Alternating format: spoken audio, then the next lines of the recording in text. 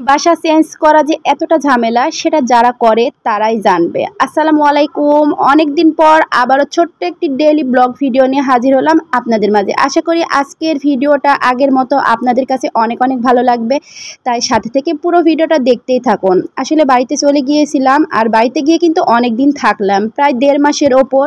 আর এতদিন থাকার পরে পেজে কাজ করতে মনই চাইছিল না। বাড়িতে যাওয়ার পরে প্রথম কিন্তু অ্যাক্টিভ থেকেছি, কাজ করেছি, নিয়মিত ভিডিও ছেড়েছি, তখন কিন্তু ভালোই লাগছিল। কিন্তু যখন ঈদের সময় হলো তখন এদিক সেদিক ঘোরাঘুরি, কাজ এটা সেটা করতে গিয়ে পেজে আর তেমন সময় দেওয়া হয় না, কাজ করতে ভালোও লাগলো না, তাই কিছুদিন অ্যাক্টিভ ছিলাম না।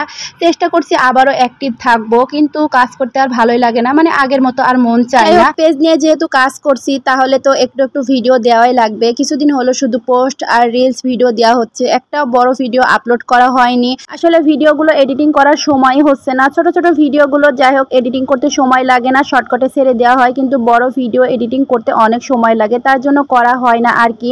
বাসায় এসে এতগুলো জিনিস গোছগাছ করা একটা ঝামেলা। আসলে বাসা চেঞ্জ করা যে এতটা ঝামেলা সেটা শুধু যারা করে তারাই জানে।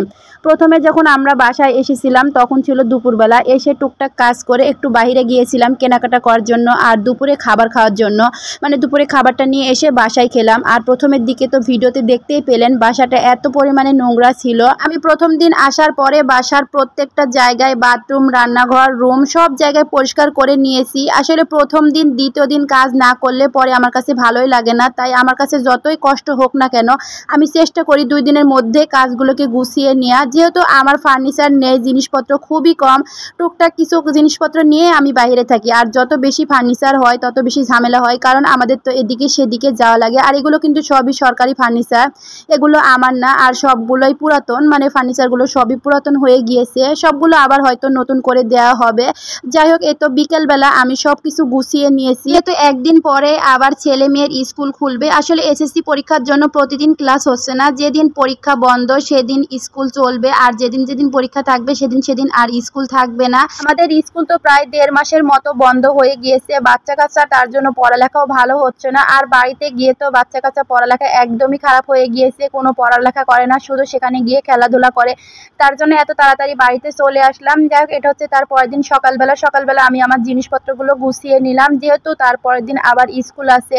আর স্কুল খুললে কিন্তু বাসার কাজ তেমন আর ভালো করে করাও হয় না, তাই আমি 2 দিনের মধ্যে সবগুলো কাজ একদম গুছিয়ে নিয়েছি। আর রান্নাঘরে কিন্তু প্রত্যেকটা জায়গায় আমি খুব সুন্দর করে ক্লিন করে নিয়েছি, যেহেতু আগে কিন্তু অনেক নোংরা ছিল, যে ছিল সে তেমন করে পরিষ্কার করে রেখে যায়নি। যাই হোক, এটা হচ্ছে সকালবেলার ভিডিও। আবার মেয়েকে নিয়ে স্কুলে নিয়ে গিয়েছিলাম, আমি সব কিছু রেডি করে রাত্রে রেখে দিয়েছিলাম, আর সকালবেলা এই তো মেয়েকে নিয়ে স্কুলে যাচ্ছি। যাই হোক, আজকের ভিডিওটা আপনাদের কাছে কেমন লাগলো অবশ্যই কমেন্ট করে জানাবেন। যারা যারা আমার ভিডিওটি পুরোটাই দেখেছেন আপনাদেরকে অনেক অনেক ধন্যবাদ। আসসালামু আলাইকুম।